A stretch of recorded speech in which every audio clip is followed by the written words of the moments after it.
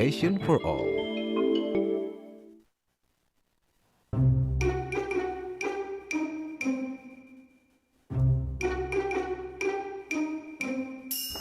Duh, udah mana mau ujian, belajar gak ngerti-ngerti lagi. Pusing.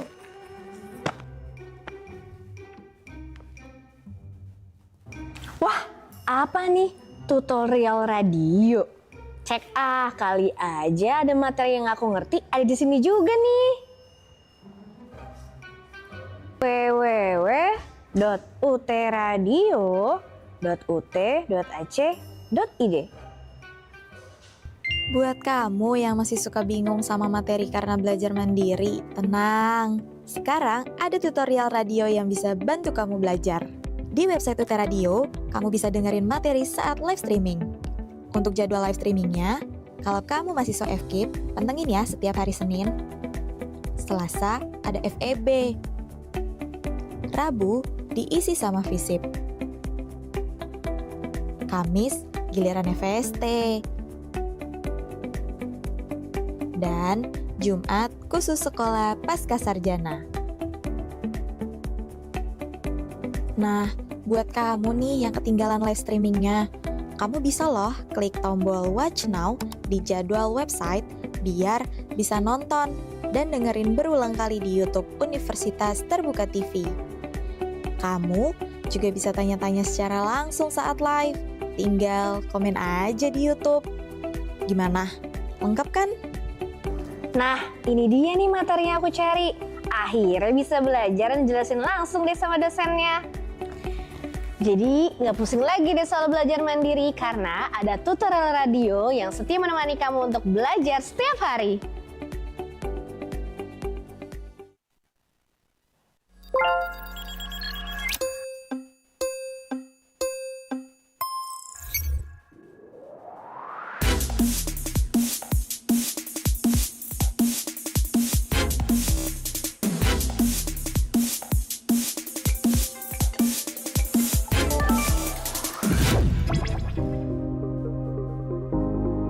Salam sejahtera untuk kita semua UT listeners dimanapun Anda berada. Senang sekali saya Eka Ardhinie kembali menemani Anda kali ini dalam program Cafe Break UT Radio, Open Education Station for All. Dan seperti biasa ya, saya akan berbahasa dalam dua bahasa UT listeners karena hari ini kita kedatangan tamu spesial sekali. Beliau adalah Dr. Sascha Hardt LL.M, LL.M, LL.B. Beliau adalah Senior Assistant Professor, Dosen E of Comparative Institutional Law, Maastricht University, Faculty of Law, Department of Public Law. Nah, jadi nanti barangkali ada yang ingin bertanya, saya persilahkan ya, silakan menggunakan bahasa Indonesia atau bahasa Inggris. Dan yang akan kita bahas ini adalah Exploring Constitutional Culture in the World. Silakan boleh Anda sampaikan melalui Instagram kami @radio.ut atau juga melalui kolom komentar YouTube Universitas Terbuka TV. Oke, kalau gitu kita akan sapa beliau. Let's welcome our special guest, Dr. Sascha Hardt. Thank you very much for having me. I'm excited to be here. Hi. Yeah, how are you today? I'm very good, thank you. Okay, so just to kick things off, could you share a little bit about what your daily life and schedule look like lately at Maastricht University? Well, at Maastricht University, I mainly teach constitutional law. I am also involved in other educational activities. So, for example, I also teach law and society, so legal sociology. And lately, I have been involved with a new bachelor program at Maastricht University, which is an interdisciplinary program called Global Studies. And in this program, among others, there is a mandatory field study component where students go to a place in the world for a month in their third year and conduct field research. And I have the pleasure for the past 2 years and this year again to accompany a group of students to Indonesia to stay for a month at our partner university and conduct research there. So I do quite a bit of teaching, and I also do research into constitutional law. Lately, for example, I have been involved in a study about the free parliamentary mandate of the European Parliament. Wow, that's so captivating for me. But before we talk a lot about this topic, could you share to us about your journey of education from bachelor, master, and also doctoral? My educational journey was relatively straightforward. I'm from Germany originally, but I did not want to study law in Germany. I wanted to go abroad, experience a different culture. I was also always very interested in language, so I went to the Netherlands. At the time, I did not speak any Dutch, so I studied something else, European studies or political science for a year. Learned Dutch and then completed my law studies in the Netherlands, first in Dutch, later in English. I hold a bachelor degree of the European Law School program of Maastricht University, a master degree from there too. And then, a little bit surprisingly for me, I also embarked on a PhD in constitutional law at that university. And after that, they kept me on, luckily, so I am still there. With some interruptions, I did some traveling, but in principle, I've completed most of my academic journey at this very university in Maastricht. Oh, okay. But is it your dream from your child? Not really. I'm very happy with what I do, but as a child, I think I wasn't aware of this kind of career. I did not know that it existed. I remember as a child I wanted to be an archaeologist until I discovered that this involves spending a lot of time on your knees and digging. So I abandoned it.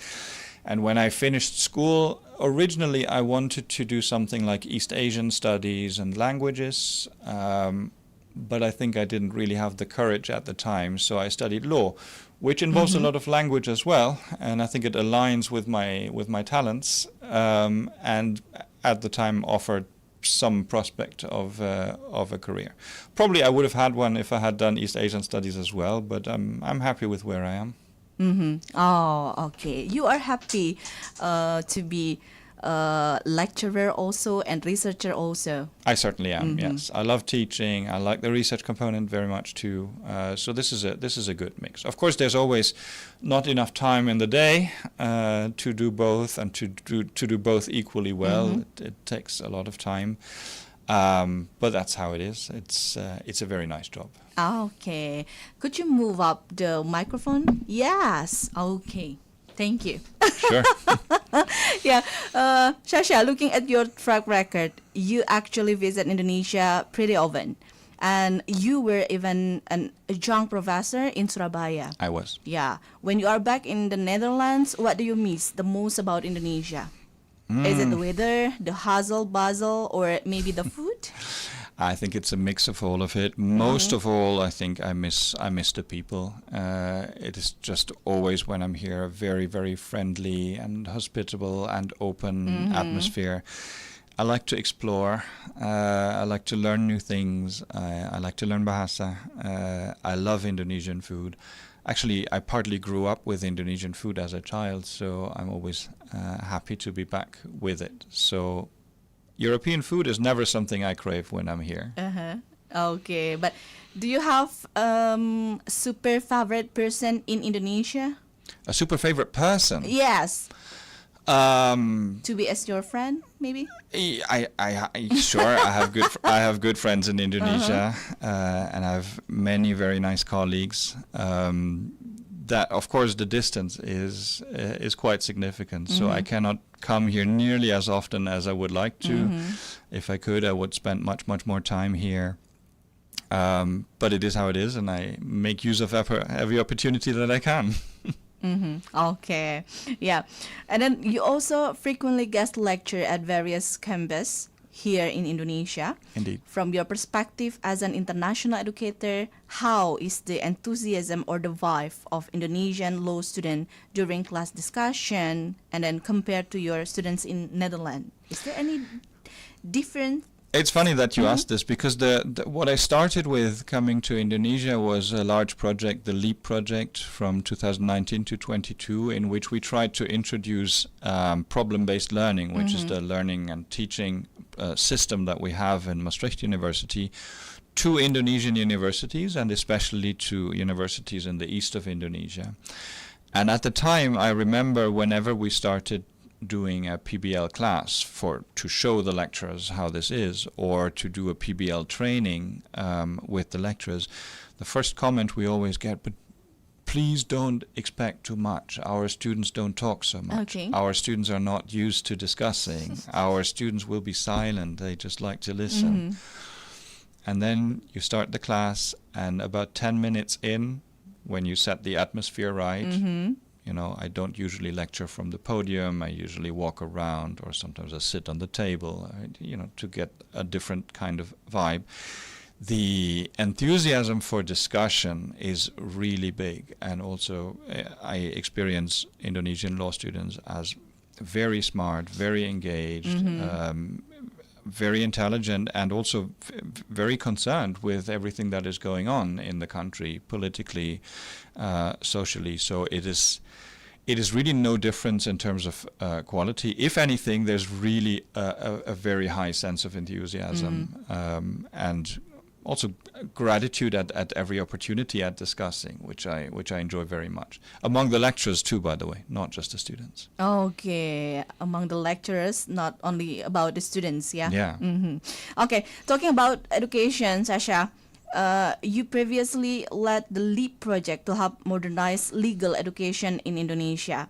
And then coincidentally, Universitas Terbuka is pioneer in distance learning. And in your experience, which aspect of our legal education need the digital touch and distance learning integration the most right now? Well, let me first say the LEAP project, I don't like the word modernizing, because that sounds as though Indonesian legal education was somehow backward or so. I don't think it was.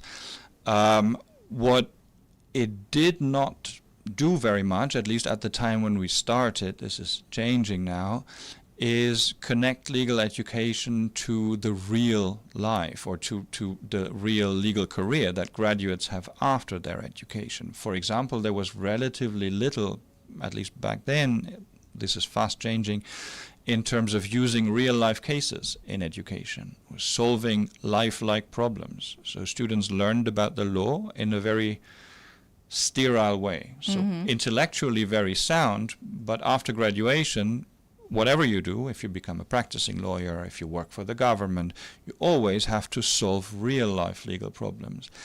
And at the time we had the feeling that this was not something that universities train students on so much. Now this is already different. And I think what Universitas Terbuka, first of all, does very, very applaudably is bring legal education to the places where it's most needed. That's communities where very often students do not have the chance to attend university in the regular face-to-face way. So it really contributes to solving actual legal trouble that people have by educating people who live in the relevant communities. And that is extremely applaudable to me. And that is what we generally try to do in legal education. We try to educate graduates who can later solve legal problems in whatever capacity, in business life, as practicing lawyers, as government officials. And the closer you are to practice in your education, the better for the later life. Oh, okay, that's so interesting for us. But hold on, and then after the break, we will back again. Ya, Sure. Oke, untuk listeners dimanapun Anda berada, jadi jangan kemana-mana. Nanti setelah ini kami akan sambung lagi pembahasan bersama dengan Sascha. Jadi jangan kemana-mana, tetap bersama kami di UT Radio Open Education Station for All.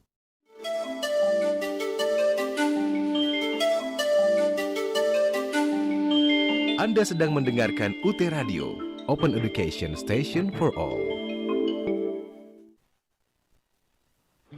Kerja bertahun-tahun, tapi karir gini-gini aja. Kalau kerjaan segini banyak, mana bisa sambil kuliah? Kerjaan kelar juga.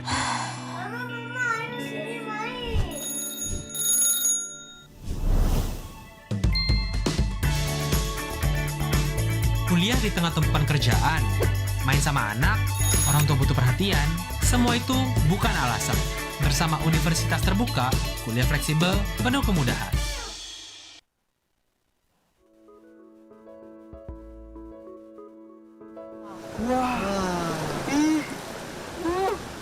Foto Mas Wawi, ini dilihat dulu, bagus ini loh ya kan? Iya. Waduh Mbak Sri, aku seneng banget loh, seneng banget.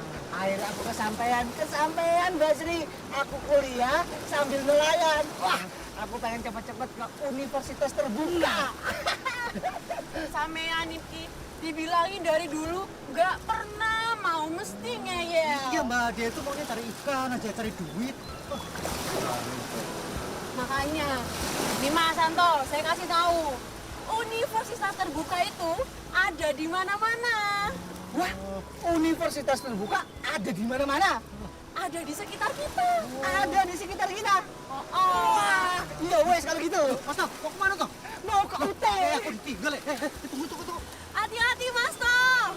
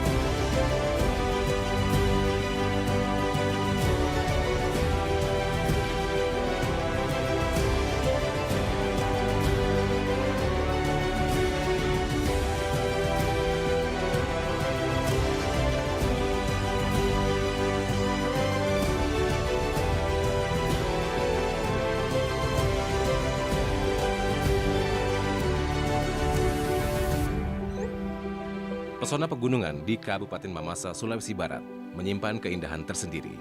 Salah satunya kawasan Puncak Buntu Liara atau Gunung Liara di Desa Talimbung, Kecamatan Tandukalua, yang dikenal sebagai negeri di atas awan Mamasa.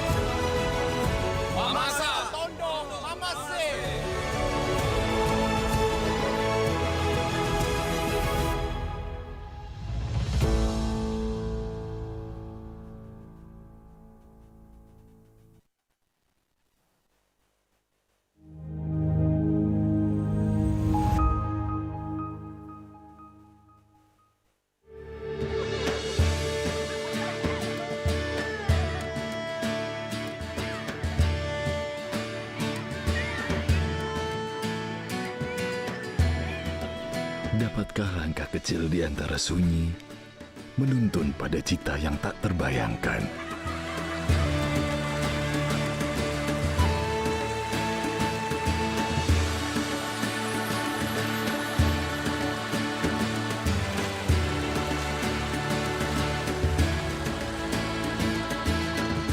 Dari sebuah cermin yang memantulkan mimpi dari seorang anak yang tumbuh dan mulai mencari jalan hidupnya.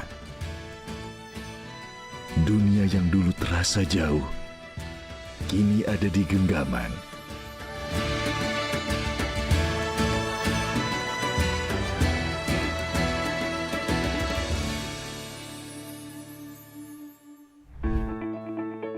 Universitas Terbuka hadir membuka jalan bagi siapa saja, dari mana saja, untuk terus belajar dan berkembang.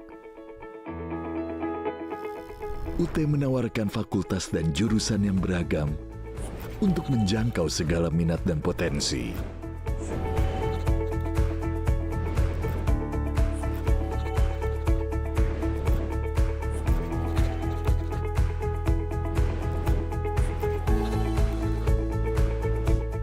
Tak hanya itu, UT juga berkomitmen pada pelestarian lingkungan dengan menerapkan konsep Green University yang dilengkapi fasilitas ramah lingkungan. Ribuan mahasiswa tersebar di berbagai wilayah, dari Sabang sampai Merauke, bahkan hingga luar negeri. Ini membuktikan bahwa di UT, belajar bukan lagi soal tempat atau waktu, melainkan tentang kesempatan yang terbuka luas untuk semua orang. Di Universitas Terbuka, teknologi bukan sekedar alat, tapi jembatan yang menghubungkan mimpi dengan kenyataan. Berbagai inovasi pembelajaran dihadirkan, mulai dari tutorial berbasis AI, siaran radio, UT TV, hingga dunia virtual dan metaverse.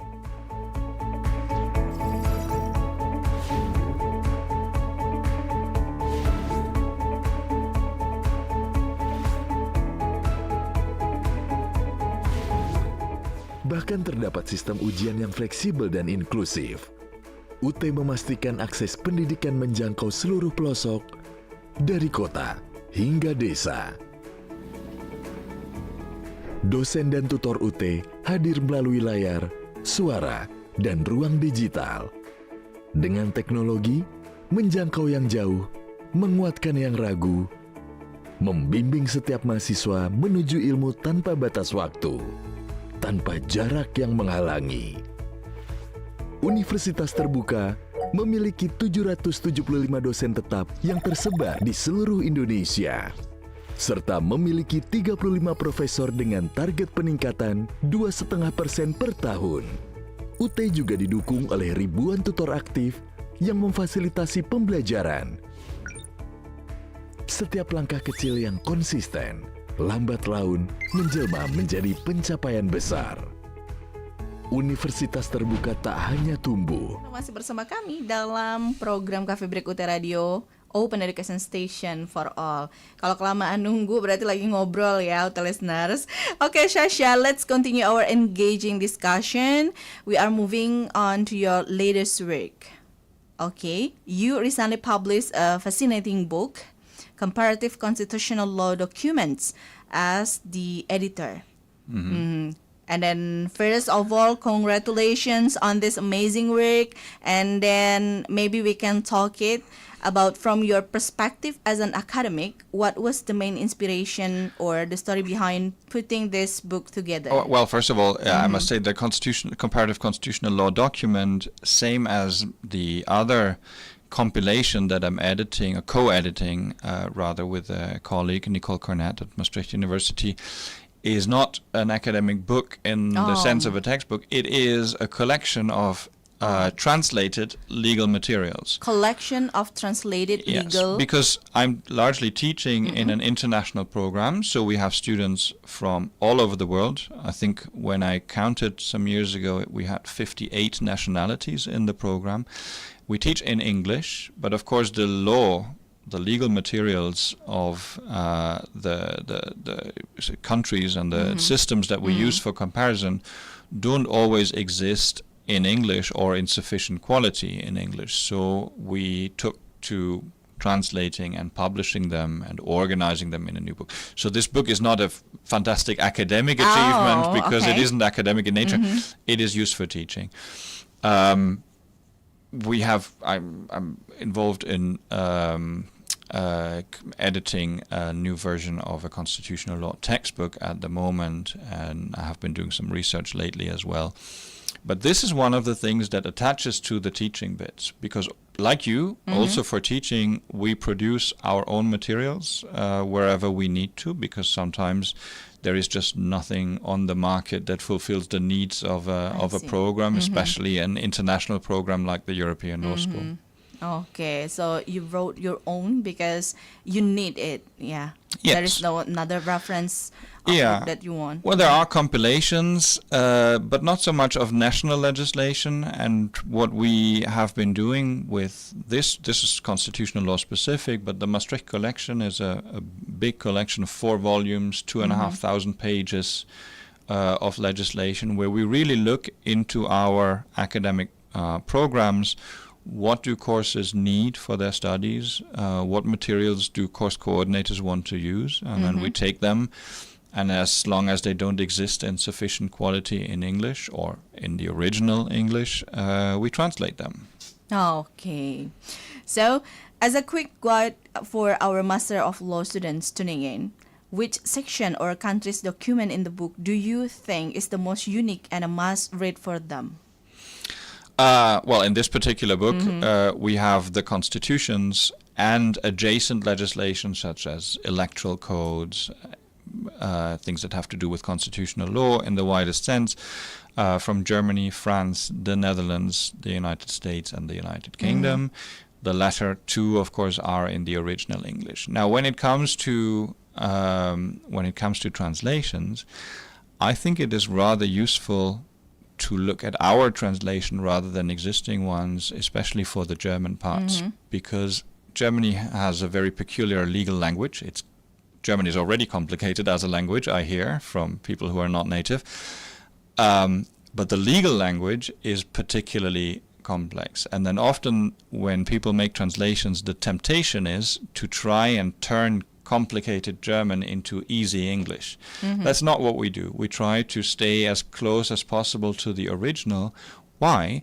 Because legal language doesn't only transport information, it also gives you a sense of the legal culture. It also gives you a sense of what the legal system is like. And that you can only do in translation if you translate into correct English, yes, but not into elegant prose, but if you try to stay close to the original. So if you want to learn about German legal culture, I think it's, and you don't speak German, I think that's a worthwhile read. Oh, okay. So why is it so important for today's law students to study comparative law? And then why isn't enough to just study our own national law? Well, law is, of course, to a large extent national, but it isn't only, so there's no legal system in the world, no country which isn't somehow connected to other jurisdictions. There is always an influence of international law. Every country has international obligations. Many countries are also involved in regional organizations that have their own law, such as the European Union, of course, and to some extent also ASEAN and the Asian context. However, more fundamentally, what all legal systems do, and national laws always do, is answer to the same kind of problem. In constitutional law, how do you organize a democratic system that is at the same time efficient and workable, but also accountable and fair? And systems do this in very different ways. So looking beyond the borders of your own system might give you some inspiration.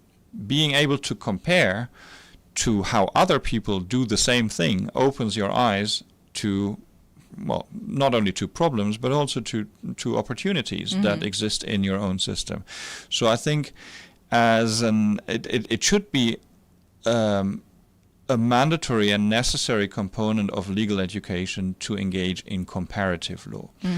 And also, engaging in comparative law is a bit of a necessary precursor to even thinking about legal harmonization. Think of Indonesia getting involved in, trade treaties with other nations in the context of ASEAN. That will involve some compromising. It will involve some, of course, a lot of treaty making. Okay. And these treaties and these documents that you produce with other countries will have components that are inspired by the national law of the different countries. So if you want to have good compromises, if you want to harmonize well, and if you want to create a working international system, having an understanding of how other systems do things is very, very important. Think of the international court system that exists. In the International Criminal Court in The Hague, for example, or the ICJ, or any other international jurisdiction, you are always faced with the problem of which procedure do you adopt? Do you take your procedure from the common law tradition or from the civil law tradition? How do you organize any international organization, really? And that's always infused by ideas from different national systems. Also, generally, I think it's a good idea to study comparative law in order to understand your own system better. Okay, understand your own system better. Okay, yeah. And then, Sascha, you have actually testified as a sworn expert before the Indonesian Constitutional Court. I have, yes. Yeah. What was it like testifying in another country's constitutional court? Are there any memorable stories from that experience you can tell to us? Yeah, well, I was doing this online, and I think the most memorable part of it was actually being sworn in, because in Indonesia, when you testify as a witness in the Constitutional Court, and I guess in other courts as well, you have to give an oath on the religion that you belong to. The court assumed that I am a Christian, so they asked me to find a Bible, which I did. Okay. And then somebody had to stand next to me and hold it over my head while I was giving the oath. This was all a little bit difficult because I wasn't at home at the time, so I did this from a public space, and I asked somebody to help me with the swearing in, and this was quite memorable. And I think that the giving testimony in any court, but also in a constitutional court, is specifically always has a certain atmosphere about it. So it felt very important. I hope that the testimony ultimately also helped. But it was a great experience for me. And yeah, I'm happy to do it again if they ever ask me again. Okay, yeah. And then, since you study so many constitutions from different countries, Sascha, in your general view, what are the key that make a constitution successful and work well for its people? Oh, this is a very difficult question. First of all, when is a constitution successful? When do you consider a constitution successful? As I said earlier in the video that I recorded, constitutions are typically drafted as aspirational documents. They are not just, they are not like any other legislation that just tries to regulate human behavior. You have to pay so many taxes, or this and that behavior is a crime and shall be punished. No, constitutions do more than this. They enshrine a certain vision of how a state should be and how a society should develop. So they're always forward-looking, future-oriented. And this is especially so in situations where constitutions are drafted for countries that are either just newly founded or don't even exist yet. At the time when the Indonesian constitution was drafted in 1945, Indonesia didn't have its full independence yet. It took a war, and only in 1949 was this fully achieved. So the drafters had a certain vision in mind that they tried to enshrine in this constitution, and therefore they needed to combine a number of things.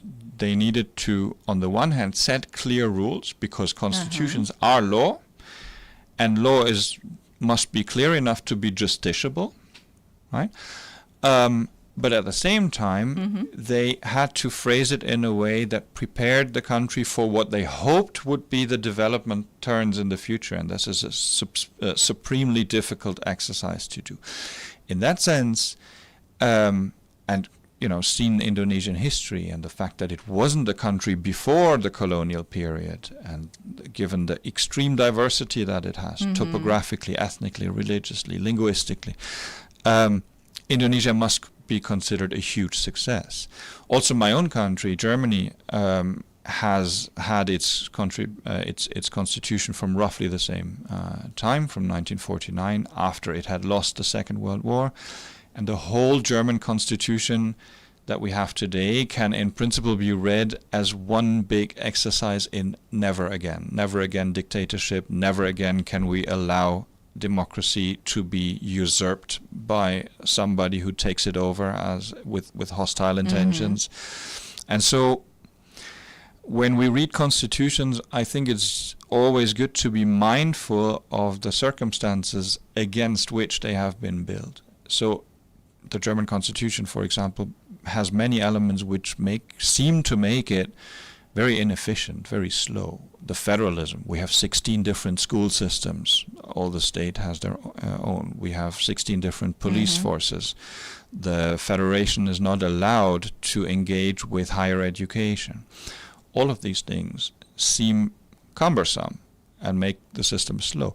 But if you know why we did this, because education, for example, back in the Nazi period, was used as one of the tools to foster centralization and essentially occupation of the state by the Nazis, then you understand why.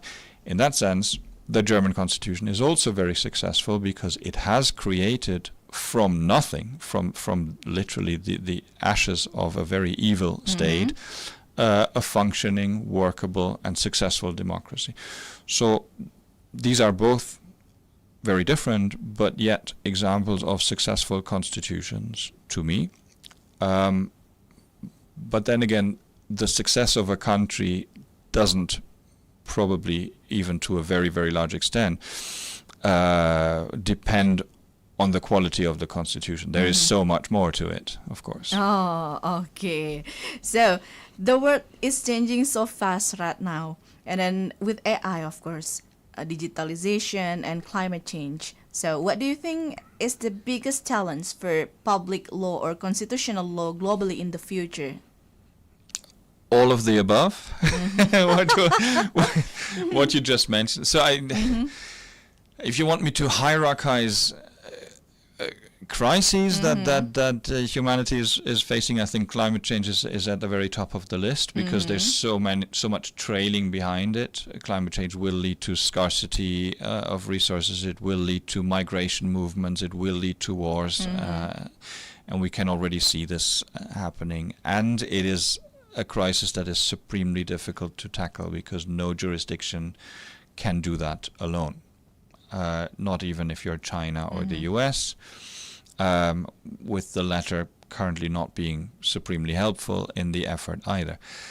AI is a transformative technology. Now, we've seen transformative technologies before, but AI is very likely going to transform the way we work in virtually every domain in which we do. This is also already happening. It is affecting us in universities a lot. So next week I'm going to engage in a discussion at another Indonesian university about how to deal with this in education. But different from climate change, AI is not just is not a catastrophe. It also has a lot of opportunities in it. So you can use it in advantageous ways, I'm convinced. You can also use it in fraudulent and generally destructive ways. But here there is a chance for regulation, and there is a chance for productive engagement of the law with the technology that it needs to regulate. With climate change, I'm less optimistic that this is going to work. Okay. So hold on again, and then after this break, we will back again and talk about. Could you give us the tips to be a researcher also, and how to make research, how conduct the research sharp and relevant but not boring? Ya, okay. So jangan kemana-mana, UT listeners, tetap bersama kami di UT Radio Open Education Station for all.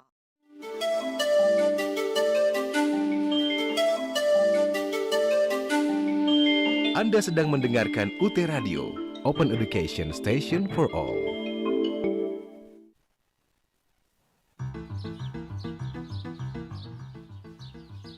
Jo, itu Teguh gimana ngajak-ngajakin warga kuliah itu gimana? Hah? Mas Teguh, saya dengar dari warga kamu itu ngaku mahasiswa dan kamu ngajak-ngajak warga kuliah. Kamu itu kerjanya di rumah terus, mau nipu ya? Saya kuliah di Universitas Terbuka, Pak. UT itu negeri, biayanya pasti kantong warga. Kuliah bisa dari rumah, bahan ajar pun langsung, Pak, dikirim ke rumah. Permisi, paket dari Universitas Terbuka. Nah, sekarang percaya toh, Pak, cuma Universitas Terbuka yang bisa kayak gini. Ayo, aduh.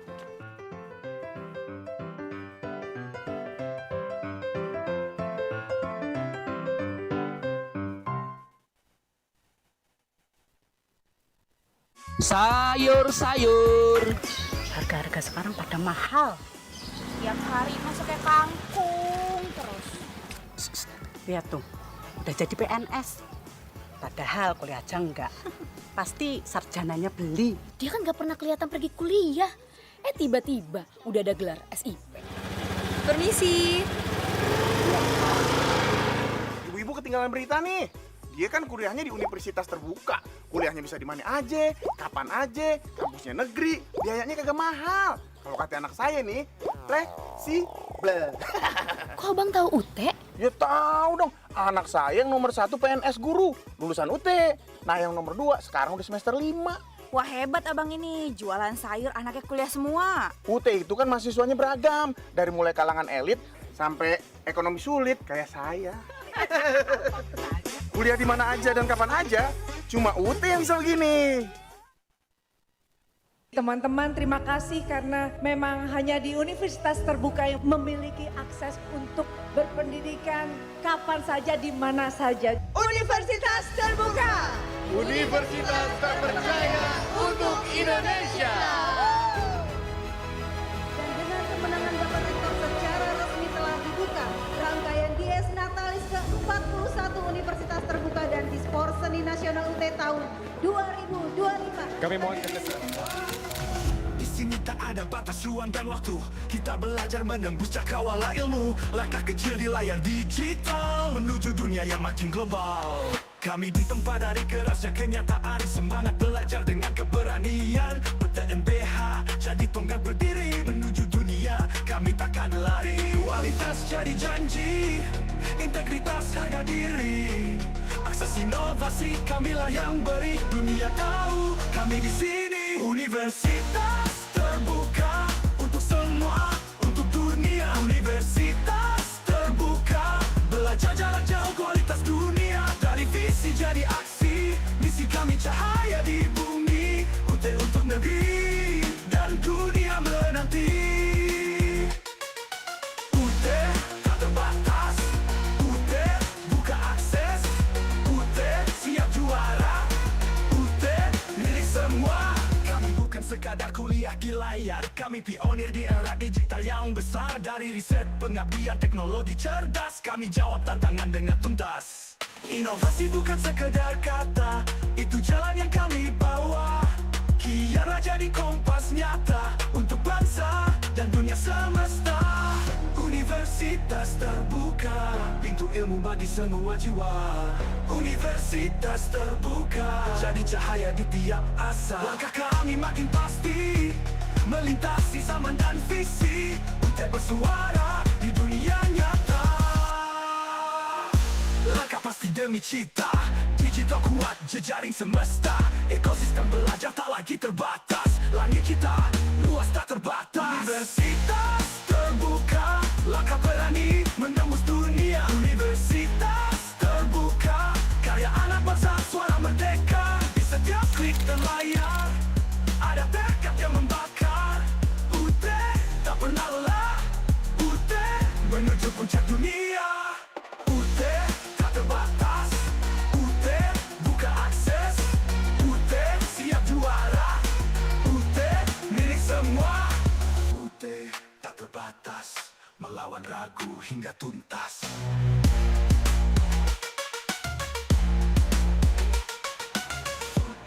Tak terbatas, melawan ragu hingga tuntas.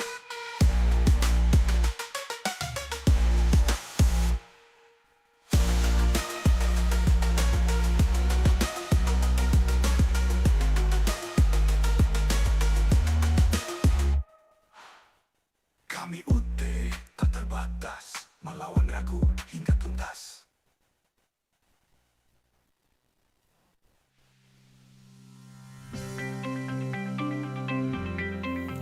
Para mahasiswa baru Universitas Terbuka dimanapun Anda berada, perkenalkan saya Bayu Oktara, alumnus S1 Ilmu Komunikasi UT tahun 2016.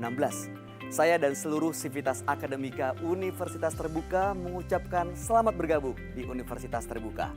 UT adalah perguruan tinggi negeri ke-45 di Indonesia yang selalu mengedepankan inovasi di bidang pendidikan jarak jauh agar selalu sesuai dengan Terima kasih Anda masih bersama kami di program Cafe Break UT Radio, Open Education Station for All. Kita sambung lagi ya.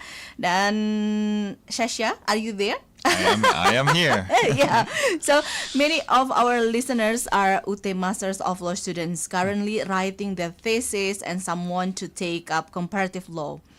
Do you have any practical tips for them to make their research sharp and relevant but not boring? Or do you have any suggestion? First of all, boring. No research topic. If you're really interested in it, if you burnt for it, is ever boring. So just in our little conversation in the break, my example was, biologists doing research into some obscure species of jellyfish that to most people is of no consequence. It can be fascinating, and this is what I love about science in general and about any kind of research.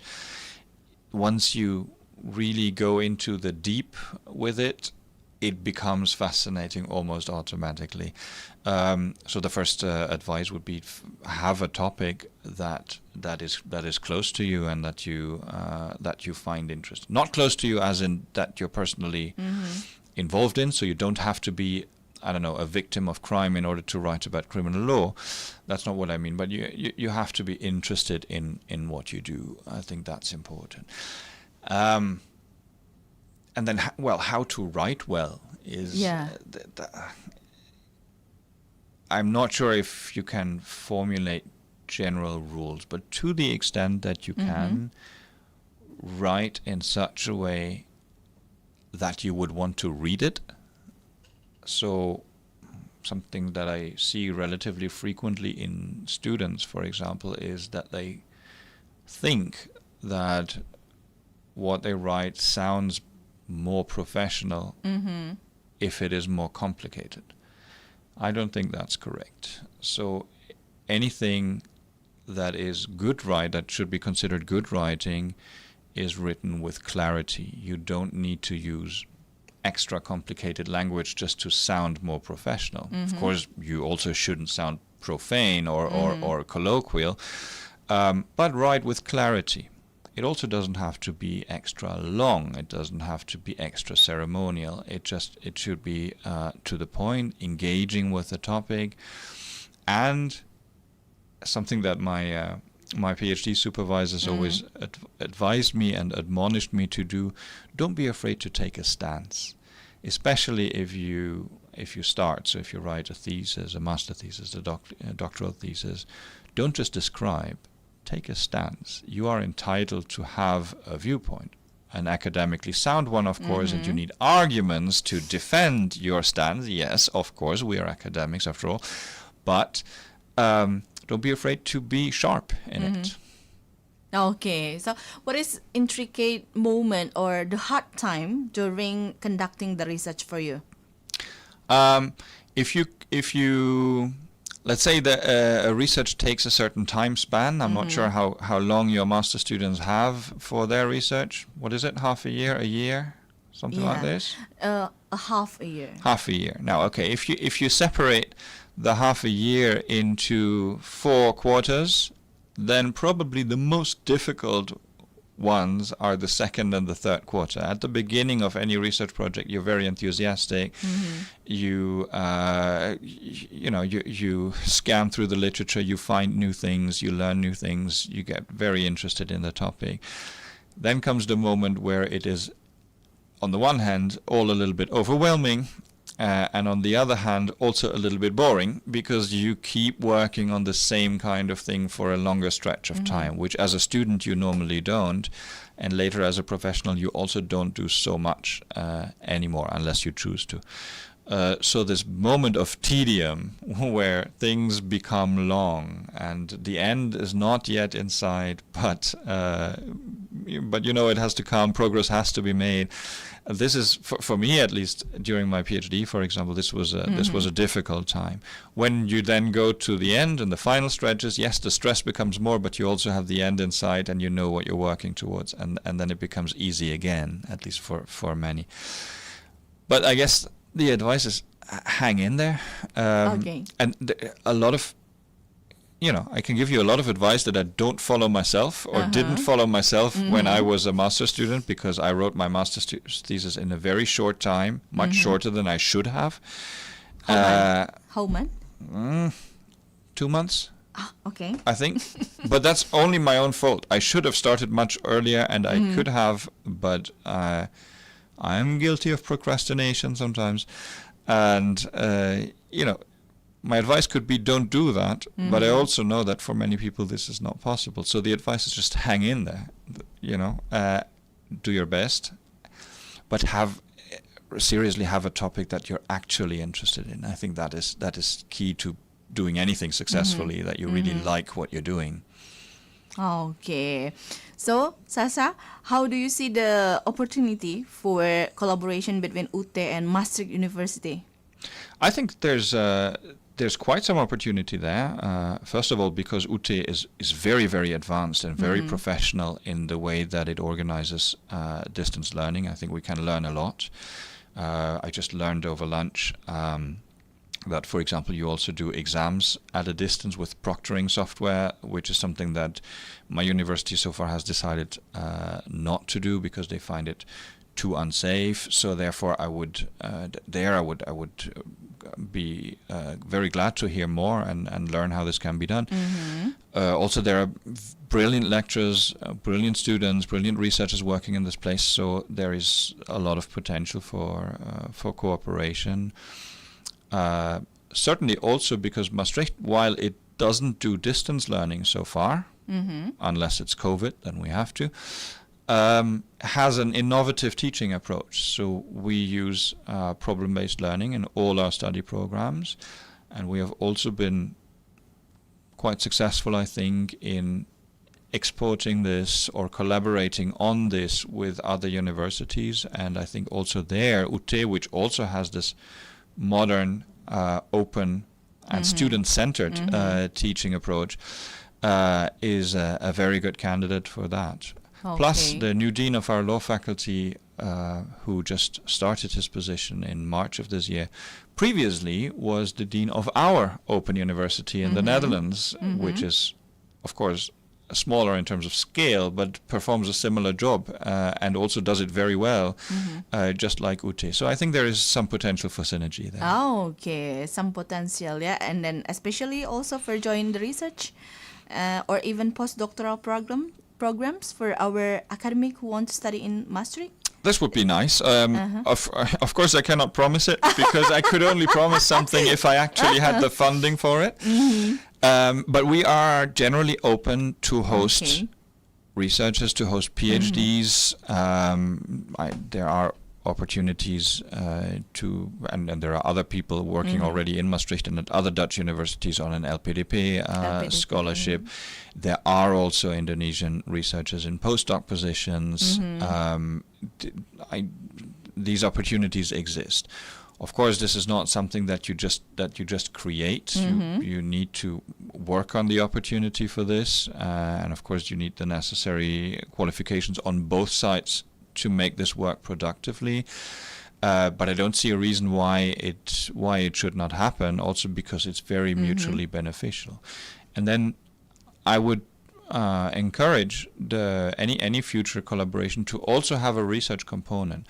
Why is that? Because people invest time, and we know that for people who have a research obligation in their job, time is very scarce. So the more time they invest in projects which do not deliver research output, the more stress it will create for them to actually have that research output at some other part of their time, some other part of the year. So if you build a collaboration and it already has a research component built in, that makes it much more likely to be sustainable in the longer run. Okay. Sascha, if you must choose one, which one do you want the most? As a researcher or as the lecturer? If I could choose just one? Yeah. No, I'm not going to choose just one because no, seriously, because I love teaching. It's a passion that I have, but I wouldn't want to be a full-time teacher. At least I would want to do something like education development, and also I like very much the research that I do. I do more teaching than I do research, but I wouldn't want to miss the research component. Because it also feeds back into what you can do in your teaching. I'm not saying you need to be a brilliant researcher to be a good teacher. Neither do you need to be a good lecturer in order to be a good researcher. But at a university, in the system as it exists, I think both here and in the Netherlands, where it certainly is the case, you're best at home and functioning at your best if you can do both. Of course, to various degrees. So in I have a teaching profile in my career, which suits me, but I wouldn't want to miss the research component. No. And also conversely. So the mix is what makes what makes the taste. Oh, okay. So the last question, what is your favorite city in Indonesia? I would say Surabaya is still my sort of second hometown, and I would add to that Kupang. Those are the places that I have spent most time in, and that have the people that are closest to my heart, and they just feel like home, both of them, whenever I go there. Okay. And then the last, please read these greetings, because the audience can hear your voice also in our radio station. All right. Greetings. Hello, UT listeners. My name is Sascha Hardt, and you're listening to UT Radio, Open Education Station for All. Okay. Sascha, thank you so much. I hope we can meet again in another situation and discussion. And that was great discussion with you. It's been a pleasure being here. Thank you very much. Thank you very much also to all the listeners. Okay. UT listeners, terima kasih untuk Anda semua yang sudah menyimak kami. Dan tadi kita sudah bahas banyak ya terkait dengan Exploring Constitutional Culture in the World bersama dengan Dr. Sascha Hardt LL.M LL.B. Dan saya Eka Ardhinie pamit, sampai ketemu lagi. Assalamualaikum warahmatullahi wabarakatuh.